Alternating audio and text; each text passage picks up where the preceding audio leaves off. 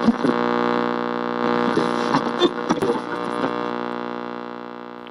is Modern Mindset, the show where we discuss the psychology and emotions of finance and business. I'm your host, Adam Cox, and joining me today is Paul and Natasha from a heritage brand in the UK called Cherry Blossom. Welcome to the show. Good morning. Good morning. And we're really looking at confidence in the workplace because I understand that you've carried out some new research which actually shows that there is a generational divide by how much pride we take in our appearance in our appearance in the workplace. Can you tell us a bit about that research? Yes, of course. It was quite shocking to us, really. 60% of baby boomers prefer to have clean footwear, and it gives them a lot more confidence, and that's compared to 28% of millennials. Now, obviously, the difference here between Paul and I is that I am a millennial, whereas Paul is a baby boomer, yet we both are on the same page when it comes to clean shoes. I think that some interesting statistics as well was that in London and the surrounding areas, it was actually 45% compared to the rest of the UK of 34% of people that said that they felt more productive and confident in clean clothing and shoes. It's one of those weird things, isn't it? Because I remember many years ago when I was kind of working from home, and I used to get dressed in a suit and kind of put shiny shoes on. Yes. It got me into that kind of work frame of mind. But it seems like these days people aren't so bothered about that. They can just kind of wear trainers and jeans if they want, and it doesn't matter. Do you think that's the case? It's quite interesting because it's absolutely true that millennials don't take as much. They're quite happy to go to an interview with dirty shoes, but interestingly, nearly half of them actually said that they always feel much better when they're wearing clean attire and shoes are polished. So it's a bit ironic that they don't tend to bother, but they do feel better when they actually do bother. So we try and bridge that gap through our education and the training that we offer our retailers. For me, the psychological side of that is I don't feel like I'm at work when I'm in casual clothes. That's right. I like to be able to have a different set of clothes for the evening and for the weekend, and then you've switched off from work. And I think if you wear the same clothes to work as you do in your spare time, I don't think you ever feel like you properly switch off. No, that's right. And I think culturally, I mean, I'll go back to when I was a child, and my father always got it across to me how important it was to make a good first impression. And he said, Paul, always remember three things. Polish your shoes, make sure you've got a sharp crease in your trousers and a firm handshake. And those are kind of the rules that I sort of was brought up with. But I think that as time's moved on from the older generation to me, I think the message of grooming has got a bit weaker from our parenting onwards to the millennials. So, but what we do find is that when the youngsters actually appreciate the benefits of looking good and taking care of their gear, they feel a lot better and they're a lot more confident. I definitely agree with what you're saying. I think it's one of these really powerful things that don't necessarily operate on a conscious level, but when people see people for the first time or they're kind of interacting with people, how they present themselves and how much pride they're kind of taking in their appearance at all levels. I mean, that could be personal hygiene, that could be clean shoes, that could be wearing a tie or cufflinks, things like that. But combined, there's actually a psychological principle called the halo effect, which is where you kind of add attributes onto people based on these kind of unconscious things. So you would assume that someone's more competent, more productive, more intelligent perhaps, by things that don't necessarily relate to that. So I think it's a really underestimated, kind of thing that people could be doing more of. Well, what would be your tips, do you think, to kind of encourage people to take a bit more pride in their appearance? Well, I think it is about being totally aware that how you appear is an impression that people stay with you. When you go for that interview, people will look at, are your shoes clean? Are you well presented? If you've got a good haircut, are your clothing ironed and so on. So I think that if people want to get on and do well in their careers, they do have to take note. And as I said, when we go into the the retail and into younger retail, fashion retailers, once you get the young people talking to young people about care, they do engage in, and some of our biggest growth areas are from the younger fashion footwear retailers. So we feel that it's more that the message is diluted since just before the war and through to my generation. There was strong messages, but it's just got diluted. But when people start to understand and bring back the old values, they do engage with it, and that's what I find really interesting. I think for me as well is that you have to remember that, especially in an interview, that somebody is assessing you to think, okay, they will be representing my company, be it at head office, if you go out to meetings. So that initial impression, I think, is incredibly important. I think in the same way that people want the latest designer trainers and things like that, they should take the same pride with their workwear. But even at the weekend, if you've got some smart shoes, I do think it matters a lot more than some people give it credit. And I think for me as well, one of the problems of today is that we live in a very fast-paced, disposable society, and people don't necessarily think they have time to clean their shoes, when this is something we're trying to change. This is the message we're trying to get out there, is that actually it's very simple and very easy to take care of your shoes, and it doesn't take very much time at all. But if you protect your shoes before you go out the door, they'll last you a lot longer than if you just think, okay, I'm not going to bother. And actually it would save people a lot of money and a lot of time trying to find that perfect, comfortable pair of shoes that do give them the confidence. And what's quite interesting with the youngsters is that their expressions, we call them sneakerheads. I mean, that's what Tash calls them. I'm a bit older than her, so I'm learning from her on this one. And there's another expression called box fresh. And we know that youngsters, once they understand how to clean them, and that it is easy, that they do actually want box fresh footwear, as just part of their everyday care and making that first impression. So we feel that although culturally the older generations care more than the new, we know we can fix it. And through our websites, we have how-to videos to make it easy to show how people can look after their shoes.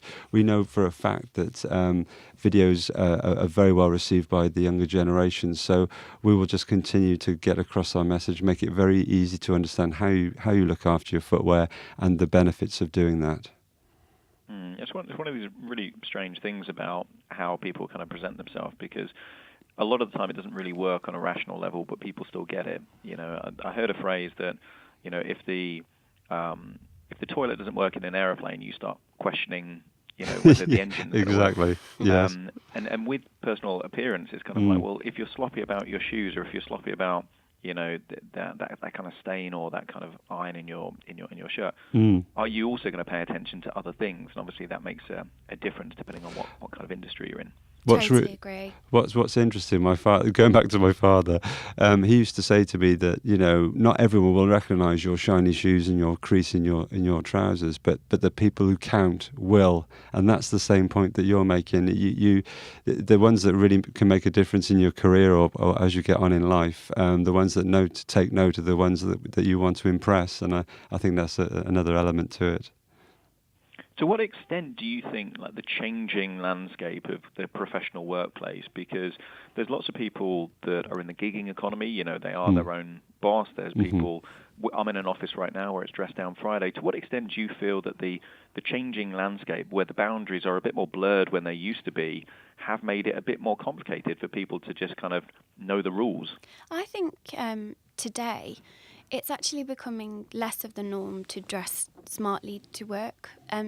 I know, not in my current role, but in my role before, my previous role, I would always be dressed a lot smarter than other people that I worked with, because it was a very creative environment, and people were encouraged to express themselves. But then sometimes it clashes. If you then go into an important meeting and you have to dress up, people didn't feel confident doing that because they weren't used to it in their working life. And I think it's a shame, personally, that things are moving in that direction. I mean, I think it is important for, like you say, for artists, people like that to express themselves and to feel comfortable in their working environment, especially when people work very long hours. But I definitely think these blurred lines are, it's just a shame. I think we're losing something. We're losing tradition and the values of work through those blurred lines. And I don't know if you want to say something. Yeah, no. Well, for me, sometimes fashion can help, actually. There is this casualisation. I've been told that's a real word, but casualisation that's happening out there. But fashion now, I mean, a lot of formal leathers are strong at the moment. Brogues are quite strong. And people are mixing what they're wearing. They might wear a jacket, jeans, but with a really smart pair of brogues. So sometimes fashion where formal leather needs polishing and looking, and you want to look sharp, that can also help. Although we're getting more casual, that the fashion trends can help that. But what's interesting outside of the leather brogue is that we know now that young people are wearing suede, nubuck, and fabric sport type footwear.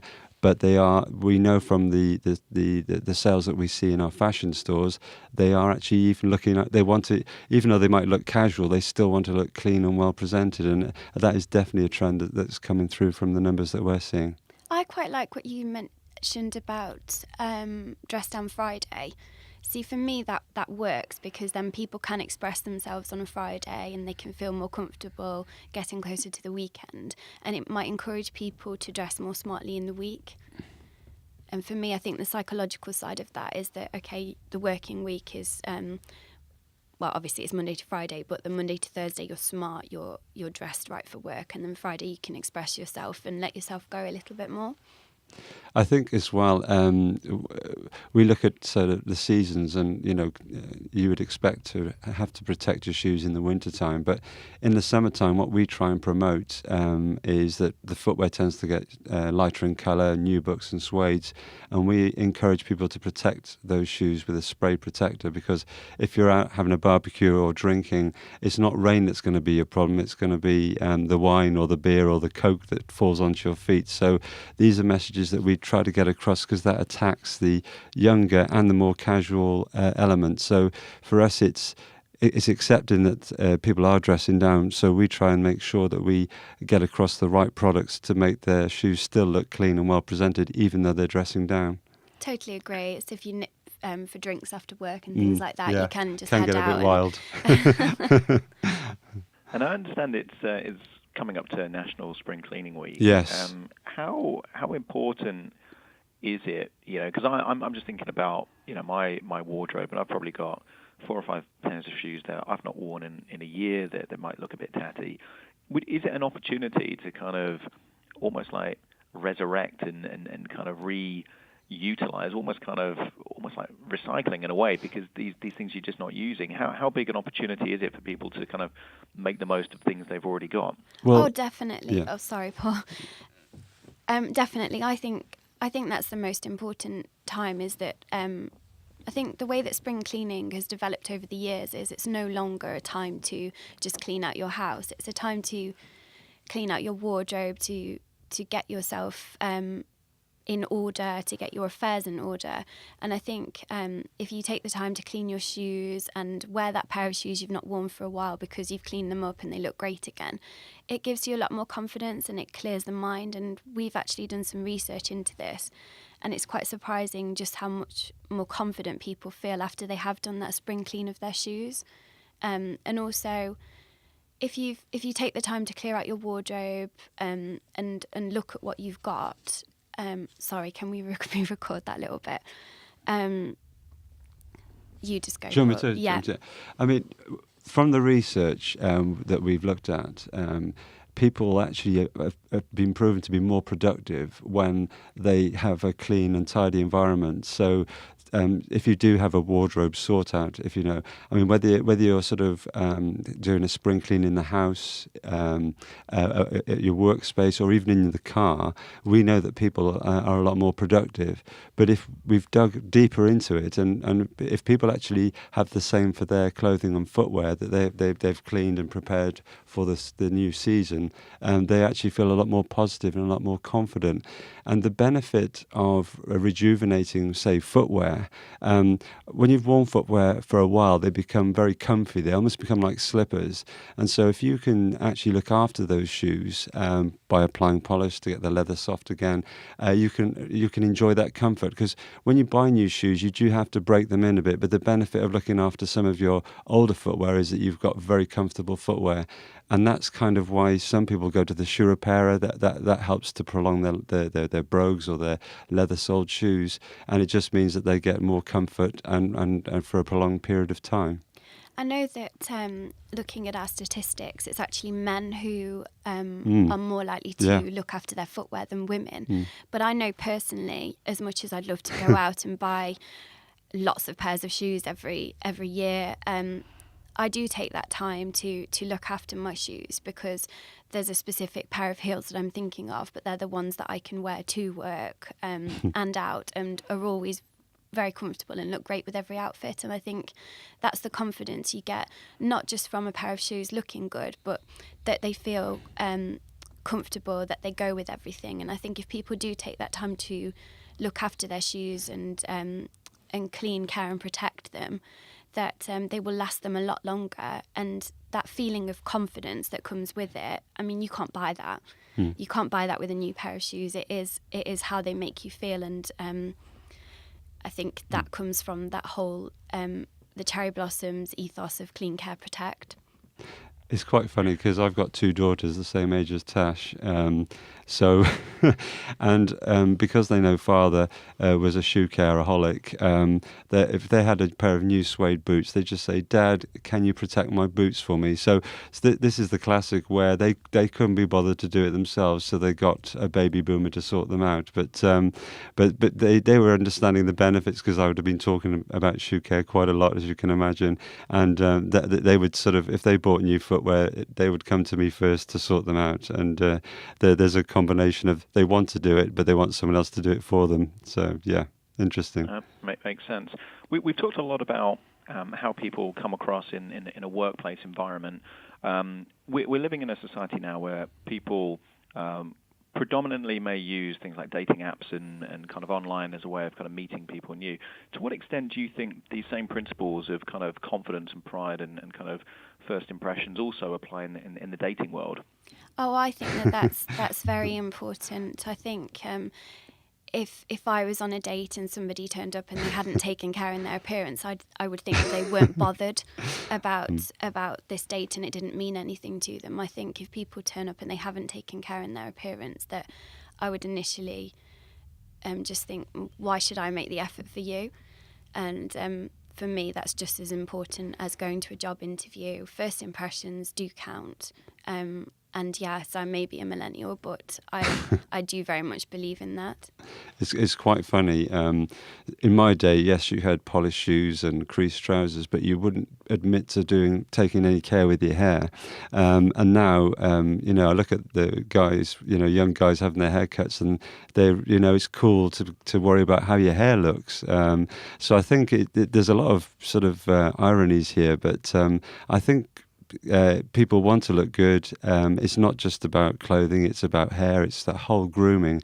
So really, although we know that there is some reservation of caring for clothing and footwear, we know that there's a passion coming through that if we get the messages across well, then people will start to engage a lot more and actually start to think about the impressions that they're leaving. So there's hope for them yet. I think as you were mentioning about dates and things as well, and just seeing friends or going into new kind of unusual environments, because dates obviously they can be a bit scary. I do think if you dress up and make an effort with your appearance, that does give you a lot more confidence in yourself, because you know that you look and feel the best that you possibly can. So then you'll come across in a lot better manner. So That's my opinion. No, absolutely. And one of the sayings that I've heard from different people I respect over the years, is that you should dress as the person that you want to be. I've had some guests on the show that are very firm believers in this law of attraction, that you can kind of attract the kind of life and success that you want. To what extent do you feel that you can actually become more successful by dressing well? I think I mean, for me, I was, as we all know, brought up where how you looked after yourself, and how your first impressions were really important through what you wear. So I think that it's like we touched on a bit earlier. For me, if I've got a sharp suit and tie, I feel ready for work. It makes me feel positive, and that, I think, comes across to people that can also further your career. So I think it is proven as well. It is about confidence and feeling ready for work, and having a positive outlook. So I think sharp clothes, taking care of your appearance, makes you prepared for work. It's almost like a pre-training to doing something that you want to develop and for the future. So I think it's all about getting that confidence to do well, and the people that can help your career will recognise that, and therefore that gives you a lot more power for the future to develop. I think it's that go-getter attitude as well. I think if you feel you look good and you're smart, you can raise your head up high and you think, okay, yes, I'm going to go out and I'm going to give this day, this working week, everything that I've got, because I feel confident in my footwear and my appearance. So everything else will come with it. I do very much agree in that whole law of attraction is that you can go out and you can achieve anything if you set your mind to it. And I think the confidence that comes with feeling smart, looking good, taking care of your appearance will really help with that. As a business, we actually say that, Cherry Blossom and Granger's, the two companies, we take care of your footwear, clothing and equipment, so that whether you're just going to the office or about to climb a mountain, we've got you covered, so you can just worry about the tasks ahead. And I think that's what it is. It's about, so you're almost preparing yourself, and if you know you look good and you feel confident, then you can just focus on what the challenges are, but you feel equipped to do that. So it's whether it is the office or the mountain, the confidence will make you perform at your best. There's almost like a psychological ritual here that involves in kind of preparing for the day. It is. For the life it's like pre-training. Want. It really is. That's it. And a lot of people that have these kind of, let's say, ex-military backgrounds that have then become successful in business have said, it's things like, making the bed well, or, shining your shoes, taking pride in what you do can actually have a massive impact into this level of discipline. We've got two shoe experts. We don't normally have two shoe experts. Give us some practical advice and tips as to what we can actually do to start projecting that kind of successful first impression that we'd like to. Right, so let's go right at the beginning. You've bought your new pair of shoes. The first thing, the caring starts before you even put a foot out the door. For example, if you've got leather shoes, apply polish straight away. And that means then that you can start to soften the leather so they become comfortable quicker, but also it puts a protective layer on the leather, so when you walk out that door, if you do get some rain, your shoes are in pretty good shape. And you can also apply protector to leather as well before you go out the door. But with suede, nubucks and leathers and fabrics, again, it's about the first protection. Don't wait to be outside to be caught out by the rain and stain your footwear. Spray those leather and suede and nubuck shoes with protector first, and that means you're good to go. And it's not just about the rain, as we said earlier. It protects you when you're having drinks. Sometimes you might spill a drink on your shoes, but often it could be someone else. So it's all about protection from day one, and then keep that protection going right the way through the life of the shoes, because they will last longer and they will feel more comfortable, especially with leather, keeping it sort of supple using wax polishes. And Natasha, give us the millennials out there some tips. They desperately need tips. Give them some tips for their shoes. Don't be afraid to look after your shoes. It's a lot easier than you think. It doesn't take very long at all to polish a pair of shoes, and they will look completely different when you started. It will transform them.